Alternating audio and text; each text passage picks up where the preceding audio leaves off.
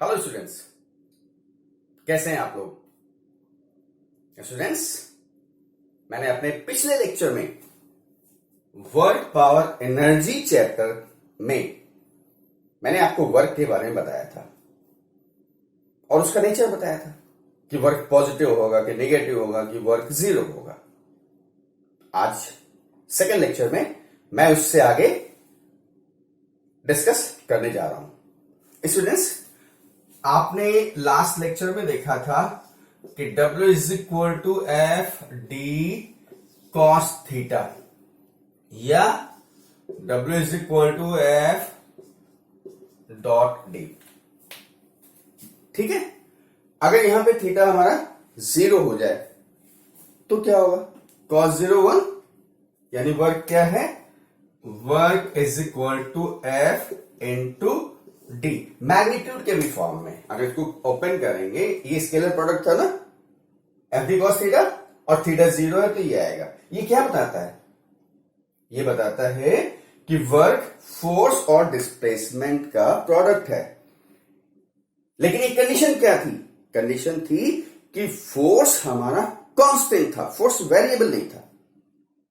ठीक है, जो कंडीशन मैंने पिछले लेक्चर में डिस्कस किया था वहां पर फोर्स हमारा कांस्टेंट था।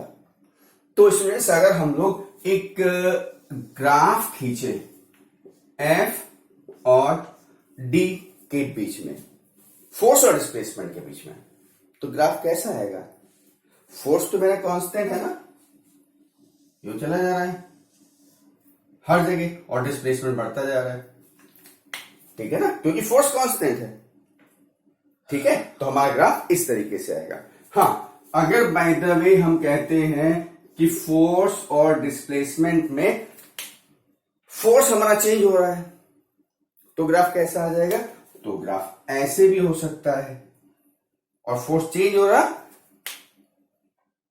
कैसे चेंज हो रहा, इसको हम बाद में डिस्कस करेंगे। इस समय केवल एक ही टॉपिक डिस्कस कर रहा हूं कि अगर फोर्स कांस्टेंट है तो हमारा ग्राफ ये आ गया, और वर्क क्या होता है? F into D. यस, तो अगर ये ए बी लाइन शो कर रहा है फोर्स और डिस्प्लेसमेंट के ग्राफ को, तो इस पॉइंट से आप यहां पर परपेंडिकुलर ड्रा करिए और इस शेडेड एरिया को फाइंड कर लीजिए। ठीक है, you find the area between shaded area. You find the shaded area and you will get the work because of this is D and this is F. So F into D, area is the length and breadth, right? इसका मतलब with the help of graph W is equal to area between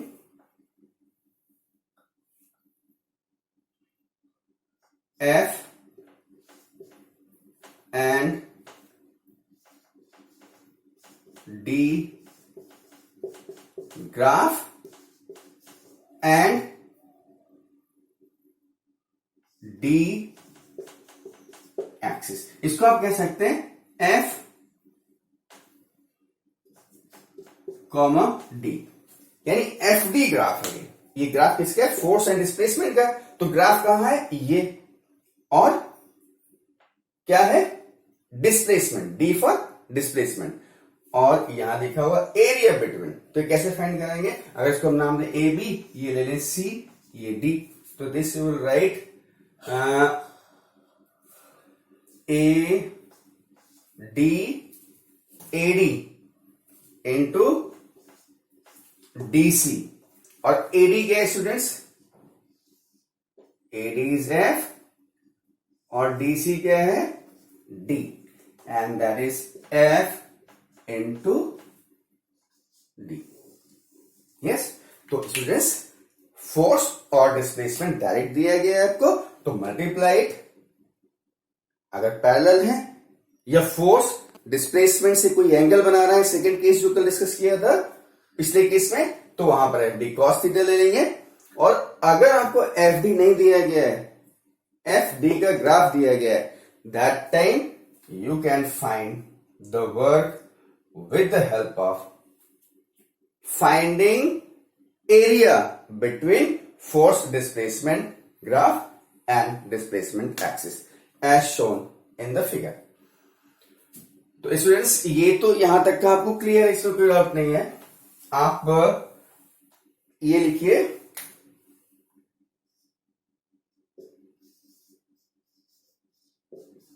calculation of work with the help of FD graph. Students इस topic को आप heading डाल दीजिए, video को pause करिए और इसको नोट कर लीजिए. Students, now the topic is unit and dimension of the work. Students, W is equal to F into D. अब हम यूनिट की बात करते हैं. तो F की यूनिट क्या है? Unit of work is equal to unit of F and into unit of D. और फोर्स का यूनिट क्या है? न्यूटन. और डिस्प्लेसमेंट का क्या है? मीटर. यानी वर्क का यूनिट क्या हो गया? Newton metre. ठीक है, unit of work is newton metre. और unit of work is equal to joule. Newton metre या जूल भी बोलते हैं. अब इसमें और इसमें रिलेशन क्या है स्टूडेंट्स? तो कहते हैं 1 joule is equal to 1 newton into 1 metre. 1 joule is equal to 1 newton into 1 metre. Joule और न्यूटन मीटर के साथ रिलेशन, यानी वर्क का यूनिट न्यूटन मीटर भी है और जूल भी है. और इन दोनों में रिलेशन क्या है? तो 1 joule is equal to 1 newton into 1 metre. अब मैं इसको लिखाऊंगा नहीं, बोल रहा हूं, डाउट हो फिर से सुनिएगा. अगर कहीं आपसे कोई पूछे कि what is the 1 newton, 1 newton sorry what is the 1 joule, 1 joule क्या है? तो आप सीधे कह सकते हैं कि when we apply force of 1 Newton, displacement produced in the direction of force is also 1 meter, then the work done will be 1 joule. यानी 1 न्यूटन का फोर्स लगाने पर अगर डिस्प्लेसमेंट 1 न्यूटन प्रोड्यूस हो रहा है in the direction of force, तब जो वर्क होगा that will be 1 joule. Right students, मैंने यहां पर ये यूनिट लिखी है. ये कौन सा सिस्टम है? This is in MKS system में, मीटर किलोग्राम सेकेंड सिस्टम में. लेकिन अगर हम यही यूनिट CGS सिस्टम में लिखें तो क्या हो जाएगा? This will be unit of work is equal to dyne. Newton की जगह डाइन और इसकी जगह सेंटीमीटर. यानी एमके सिस्टम में यूनिट है न्यूटन इंटू मीटर और सीजे सिस्टम में क्या है? Dyne into centimetre. ठीक है, अब आपने यहां पे जूल लिखा है, एब्सोल्यूट यूनिट जूल. तो सीजे सिस्टम में क्या होगा? और ये लिख सकते हैं अर्ग. ठीक है, एमके सिस्टम में यूनिट क्या है? न्यूटन मीटर या जूल. और सीजे सिस्टम में यूनिट है डाइन इंटू सेंटीमीटर या अर्ग. ठीक है, ये हमारा एक सिस्टम तैयार हो गया यूनिट का. अब एक क्वेश्चन बहुत इंपॉर्टेंट पूछा जाता है, what is the relation between joule and अर्ग? देखिए 1 जूल इज इक्वल टू, आपके सामने लिखा हुआ है, मैं इसको यहीं से ले रहा हूं, जूल इज इक्वल टू, पहले लिखता हूं, relation between joule and erg. आप देखिए, joule is equal to what, newton into metre. Yes, यही तो है, joule is equal to newton into metre, दोनों एक ही चीजें हैं। अब 1 न्यूटन, न्यूटन एनके सिस्टम है और सीजे सिस्टम है टाइम, एब्सोल्यूट यूनिट का, ठीक है ना। तो न्यूटन और डाइन का रिलेशन क्या है, तो आपको मालूम है कि 1 newton is equal to 10 to power 5 dyne. Yes, और मीटर को सेंटीमीटर में कन्वर्ट करें तो 1 metre is equal to 10 to power 2, यानी इंटू 10 टू पावर 2 सेंटीमीटर। ठीक है, और ये क्या आया, is equal to 10 to power 7 dyne centimetre, यानी 1 joule is equal to 10 to power 7 dyne centimetre. Right, कोई डाउट नहीं। और अभी आपने यहां क्या देखा है, dyne into centimetre is equal to erg, यानी डाइन सेंटीमीटर को हम अर्ग लिख सकते हैं, एंड यहां से लेकर के आते हैं, therefore 1 joule is equal to 10 to power 7 erg. इसको स्मॉल से भी लिख सकते हैं आप, जैसा आपका मन करे। 1 joule is equal to 10 to power 7 erg. Clear, ये हमने यूनिट बताया है आपको, न्यूटन मीटर या जूल एमके सिस्टम में, और सीजे सिस्टम की बात करेंगे तो डाइन सेंटीमीटर या अर्ग। और इसके बाद relation between joule and erg, 1 joule is equal to 10 to power 7 dyne centimetre यहां लिखा है, और डाइन सेंटीमीटर अर्ग होता है, यानी 1 joule is equal to 10 to power 7 erg. ये तो स्टूडेंट्स आपका हो गया क्या, यूनिट। और यहीं पे मैं लिखते हूं डायमेंशन ऑफ वर्क। ये क्या है, फोर्स इंटू डिस्प्लेसमेंट। यस, तो फोर्स का डिस्प्लेसमेंट, फोर्स का डायमेंशन क्या है, MLT माइनस 2, और इस डिस्टेंस का L, यानी is equal to ML 2T minus 2, dimension of work is equal to, right. So students, you got the information about the unit, their relation and the dimension ML to T minus 2। Students, video pause करिए और इसको note करिए, फिर इसके बाद हम next topic पे चलते हैं। Students, now work done in the terms of rectangular component हमारा नेक्स्ट टॉपिक है। तो रेक्टेंगुलर कंपोनेंट का मतलब क्या हुआ, जैसे मैं फोर्स की बात कहता हूं और फोर्स इस डायरेक्शन में लग रहा है एक्स एक्सिस के अलोंग, और डिस्प्लेसमेंट भी उधर ही है, तो क्या हो गया, F इंटू डी। ठीक है, वाई एक्सिस के अलोंग है, डिस्प्लेसमेंट भी उधर है, तो F इंटू डी। लेकिन अगर कोई कंपोनेंट यूं लग रहा है जिसमें एक्स वाई और जेड तीनों कंपोनेंट्स आ रहे हैं, ठीक है, तो फोर्स क्या होगा, आपने पढ़ रखा है, आपने वेक्टर्स जब पढ़े थे तो वहां पे पढ़ा था, फोर्स क्या होगा, F X I F Y J F Z K, I J K with cap R the unit vector. तो ऐसे डिस्प्लेसमेंट भी क्या होगा, मान ली डिस्प्लेसमेंट भी ये हो रहा है इस डायरेक्शन में, मीन्स डायगोनल ऑफ रूम, तो एक्स वाई जेड तीनों एक्सिस आएंगे ना उसमें, तो D is equal to D X I plus D Y J plus D Z K, I J K with cap R the unit vector.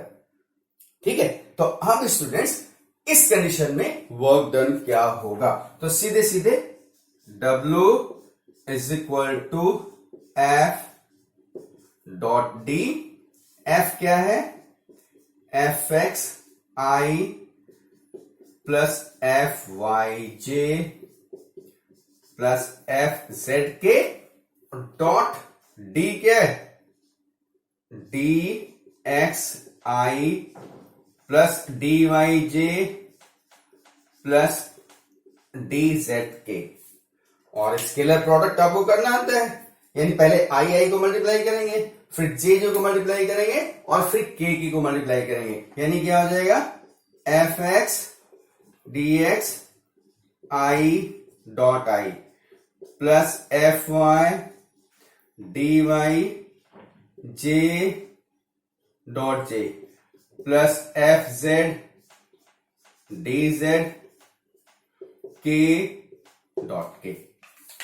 ठीक है ना, पहले इसको इससे करिए, फिर इससे करिए, फिर इससे, ये तो पढ़ा होगा ना वेक्टर में, राइट।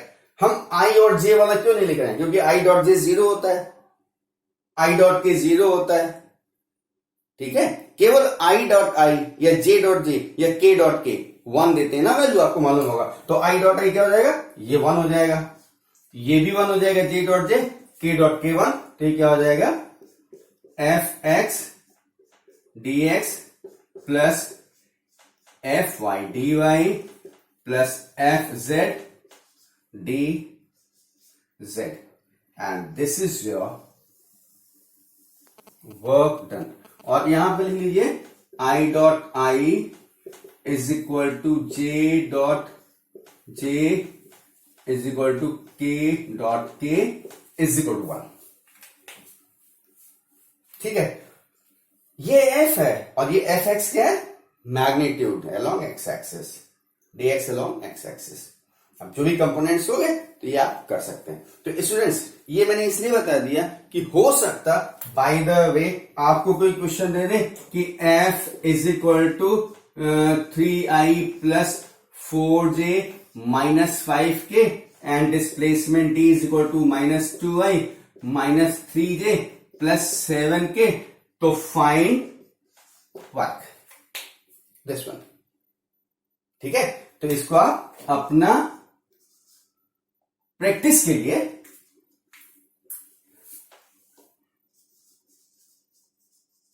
प्रैक्टिस क्वेश्चन कि एफ ये है, डी ये है और आई जे के सारे यूनिट वेक्टर हैं विद द कैप। तो इससे इसी पैटर्न पे फॉलो करिएगा और ये आप मुझे लगता है वेक्टर प्रोडक्ट, ये स्केलर प्रोडक्ट में कर चुके हैं, फिर भी रेक्टेंगुलर कंपोनेंट के फॉर्म में आप इस तरीके से यहां पर करेंगे। तो स्टूडेंट्स इसको वीडियो पॉज करके नोट करिए, फिर हम आते हैं नेक्स्ट टॉपिक पे। स्टूडेंट्स हमने पिछले लेक्चर में work done by constant force पढ़ा था, जिसका थोड़ा सा आइडिया अभी दिया था। और अगर आप देखो तो फोर्स और डिस्प्लेसमेंट का ग्राफ कांस्टेंट फोर्स ऐसे आएगा, क्योंकि फोर्स कांस्टेंट है। लेकिन अगर फोर्स वेरिएबल है तो ग्राफ क्या होगा, in that condition the graph will be like this. Force बढ़ता जा रहा है डिस्प्लेसमेंट के साथ। फोर्स कांस्टेंट होता तो हमारी लाइन कैसे आती, ऐसे, लेकिन ये बढ़ भी रहा है, कम भी हो रहा, हो सकता है घट भी जाए, जो भी हो, what ever it may be. तो इसका मतलब अगर वेरिएबल फोर्स है तो ये लाइन हमारी डिस्प्लेसमेंट एक्सिस के पैरेलल नहीं होगी और एक कर्व होगा, क्योंकि ये वेरिएबल है। ठीक है, वेरिएबल होने की वजह से एक कर्व है। तो अब हम इसका एरिया कैसे फाइंड करेंगे, तो हमारे पास ऑप्शन क्या है कि हम इसको छोटे छोटे ब्लॉक्स में डिवाइड कर लेते हैं।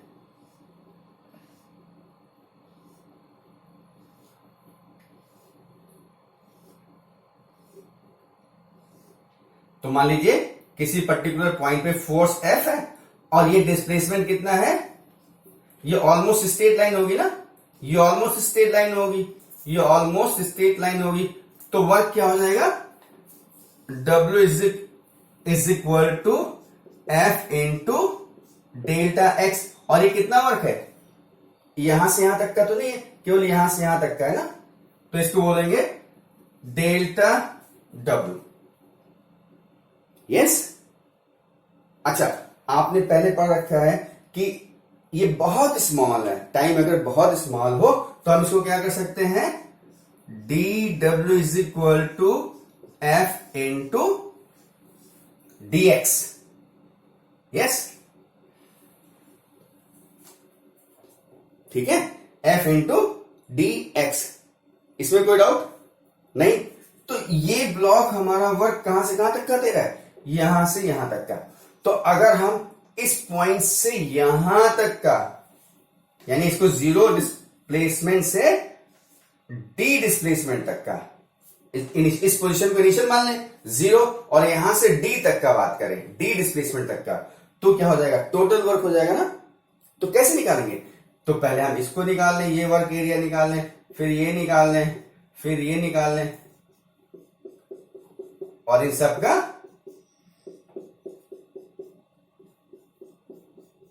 का सम कर दें, ठीक है ना।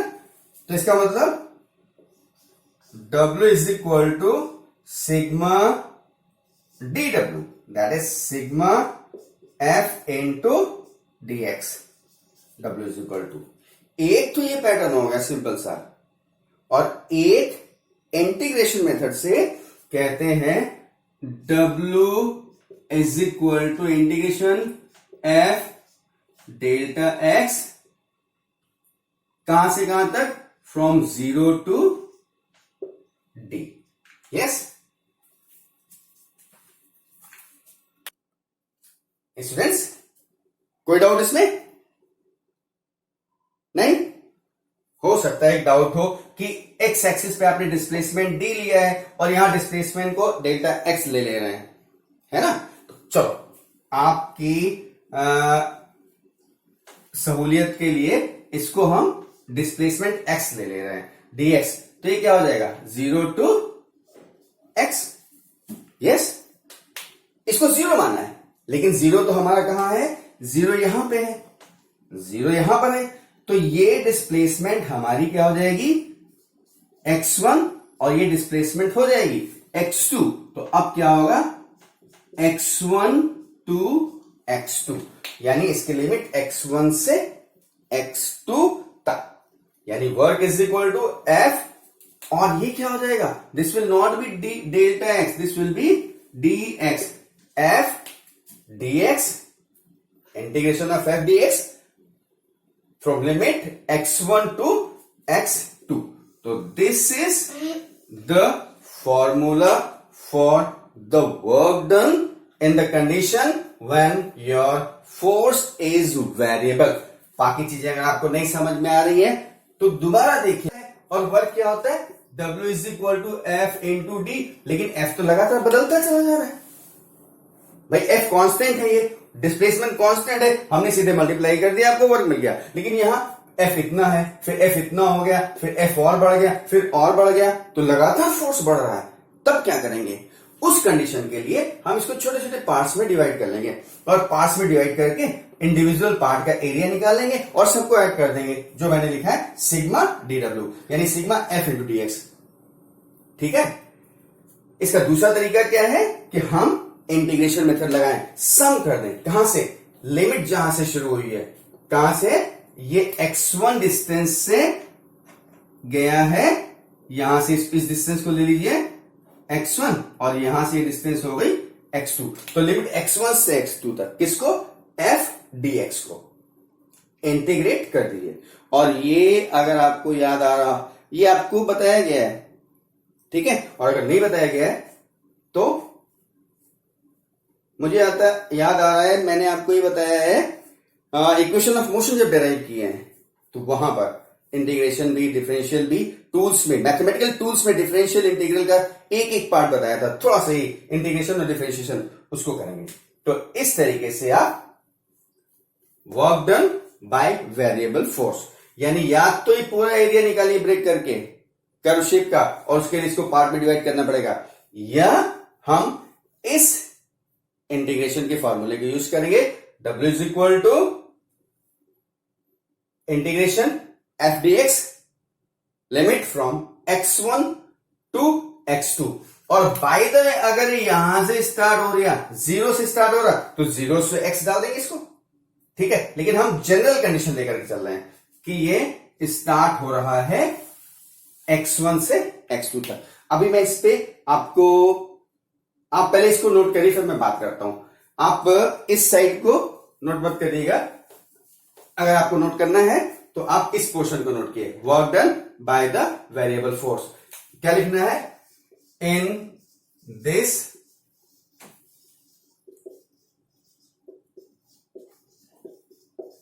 Graph between F and D will be a curve and we will break it in number of parts and find area of each part, full stop. Sum of these areas will give total work, जो कि मैंने ये बताया है, ठीक है। ये लिख करके, ये डायग्राम बना करके यहां तक कॉपी कर लीजिए और करके आप ये भी लिख लीजिएगा। Integration method, W is equal to integration from limit x1 to x2 f dx। Video को पॉज करिए और इसको नोट कर लीजिए। Students, now there is one question, that is the numerical. मैं स्टेटमेंट पढ़ रहा हूं। A woman pushes a trunk on a platform which has rough surface. She supplies a force of 100 Newton over a distance of 10 meter. Thereafter, she gets progressively tired and her applied force reduces linearly with distance to 50 Newton. The total distance by which trunk has been moved is 20 meter. Plot the force applied by the woman and frictional force which is 50 Newton. Calculate the work done by the two forces over 20 meter. देखिए, ये graph मैंने पहले ही बना रखा है। Force, ये force का axis है और ये डिस्प्लेसमेंट का है। आपको ग्राफ करना है, एक वुमन है और प्लेटफॉर्म पे पुश करके 100 न्यूटन से 10 मीटर की डिस्टेंस तक ऑब्जेक्ट को लेकर के जा रही है। तो 50, 100, 150, तो 100 न्यूटन का फोर्स 10 तक, यानी यानी ये ग्राफ हमारा ये है, स्ट्रेट लाइन। ये कैसा हो गया, this is your constant force 100 Newton, कहां तक, 10 मीटर तक। और 10 मीटर पहुंचने के बाद thereafter she gets tired, थकती जाती है धीरे धीरे, तो उसका फोर्स क्या होता जाएगा, फिर तो कम होता जाएगा। कहां तक कम होगा, force reduces linearly straight line with distance of 50 Newton. तो इस 50 न्यूटन का मार्किंग हम करके चल रहे हैं, ये आएगा। तो और 20 मीटर यानी this will be straight line, ये ठीक है। कहां तक मूव करती है, 10 मीटर के बाद 20 मीटर तक फर्दर मूव करती है उसके बाद, और लीनियर मोशन होता है, फोर्स का रिडक्शन लीनियर होता है। कहां तक, 50 न्यूटन तक। तो ग्राफ प्लॉट करना था, हमारा ग्राफ प्लॉट हो गया, ठीक है। ये तो applied force by the woman है, लेकिन कहते हैं वुमेन एंड फ्रिक्शनल फोर्स कितना, फ्रिक्शनल फोर्स कितना है, 50 न्यूटन। तो फ्रिक्शनल फोर्स हमारा ये है, इसके लिए हम इसको यहां तक खींच देंगे, ठीक है। और ये क्या है, डिस्प्लेसमेंट। अब आप एक चीज कह सकते हैं कि वुमेन के द्वारा अप्लाइड फोर्स ये है और फ्रिक्शनल फोर्स ये नीचे क्यों खींचा गया। हमने आपको नेचर बताया था वर्क का पॉजिटिव और निगेटिव, उसमें बताया था कि वर्क पॉजिटिव होगा अगर फोर्स के डायरेक्शन में डिस्प्लेसमेंट, तो ये वर्क तो पॉजिटिव है। लेकिन यहां क्या है, फ्रिक्शनल फोर्स, तो ये वर्क कैसा होगा, नेगेटिव। तो पहला work by woman A B C D E F. तो work by woman is equal to area A B E F plus area B C D E. ठीक है, A B E F, women का area क्या होगा, ये area होगा पहली बात तो, फर्स्ट एरिया ये होगा, और दूसरा क्या होगा, दूसरा एरिया हमारा हो जाएगा ये। लेकिन ये दो पार्ट में ब्रेक करेंगे, तो दो पार्ट में एक पार्ट हमारा कैसे जाएगा, ये जाएगा, ये पार्ट जाएगा ट्रायंगल, और ये पार्ट कैसा जाएगा, रेक्टेंगल। तो इसको एफ जी मान लें, तो ये हो जाएगा that is area A B E F plus, ये ब्रेक होगा दो पार्ट में, plus area B C G plus area C D E G. मतलब पहला एरिया ये, दूसरा एरिया ये, तीसरा एरिया ये, और इन तीनों का सम कर देंगे। ये कैलकुलेशन आप करिएगा, दिस इज फॉर यू।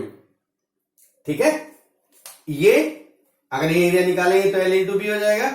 ये डिस्टेंस 100 है, ये 10 है, यहां से 20, यानी ये भी 10 है।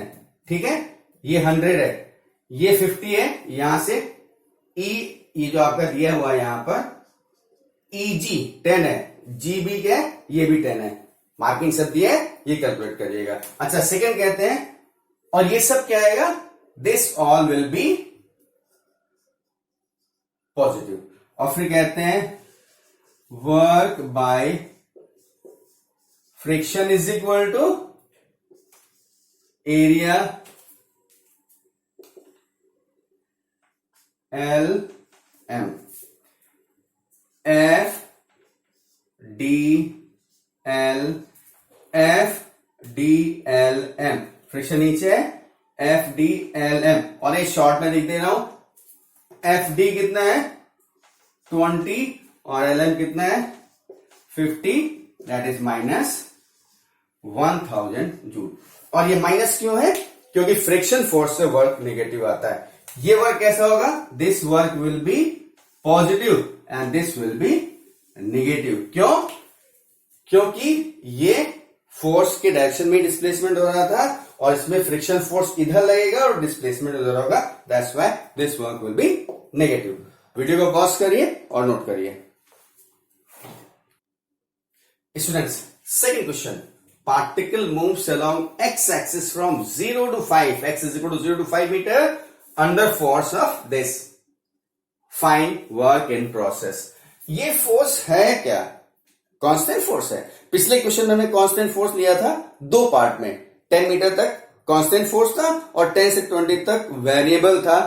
हमने ग्राफ मेथड से फाइंड किया कांस्टेंट और वेरिएबल दोनों को। लेकिन यहां क्या है, क्या ये फोर्स कांस्टेंट है, कैसे चेक करेंगे, x0 से 5, तो पहले x0 रखिए, तो ये सारे 0 हो जाएंगे, बचेगा आपके पास क्या, f is equal to 7, x1 रखेंगे तो 7 minus 2 into 1 2 plus 3 into 1 3 3 plus ये हो जाएगा माइनस 2 प्लस 3 यानी प्लस 1, यानी f इज इक्वल टू 8।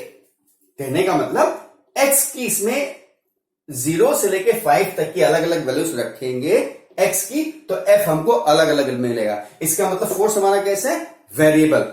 और वेरिएबल फोर्स के लिए आपने पढ़ा हुआ है W is equal to F into D X, और लिमिट कहां से 0 to 5, 0 to 5 पुट करते हैं वैल्यू, F क्या है 7 minus 2x plus 3x square into dx, limit 0 to 5।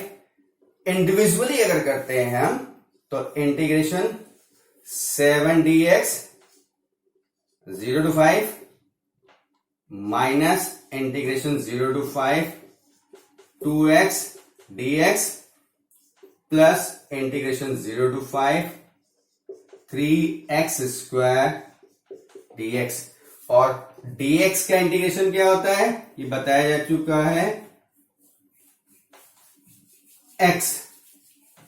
dx का इंटीग्रेशन क्या होता है x, तो that will be 7x limit 0 to 5 minus ये क्या हो जाएगा 2x dx का x square by 2 0 to 5 plus इसका क्या हो जाएगा 3x cube by 3 limit 0 to 5। ये 3 कैंसिल, ये 2 कैंसिल, और ये क्या हो जाएगा 7x minus x square 0 to 5 plus x cube 0 to 5। Formula x power n dx integration क्या होता है x power n plus 1 upon n plus 1। Students आप इसको यहां तक नोट करिए, वीडियो पॉज करके यहां तक नोट करिए, फिर मैं आपको इसके आगे सॉल्व करता हूं। स्टूडेंट्स मैंने फॉर्मूला यहां शिफ्ट कर दिया है, x पावर n dx का integration x power n plus 1 upon n plus 1, वो फॉर्मूला यहां पर अप्लाई किया है, रिजल्ट हमारा ये आ रहा है। अब हम लिमिट पहले x की जगह 5 रखेंगे, माइनस करके x की जगह लोअर लिमिट रखेंगे, पहले upper limit then lower limit, तीनों केस में वो मैंने यहां पर किया है, इसको सॉल्व किया है, तो finally what we are getting that is 135 joule. ये सिंपल सा कैलकुलेशन है, ठीक है, ये सिंपल सा कैलकुलेशन है, ये कैलकुलेशन आप देख लीजिएगा। ये कैसा फोर्स है वेरिएबल फोर्स, ठीक है। Thank you students, thank you.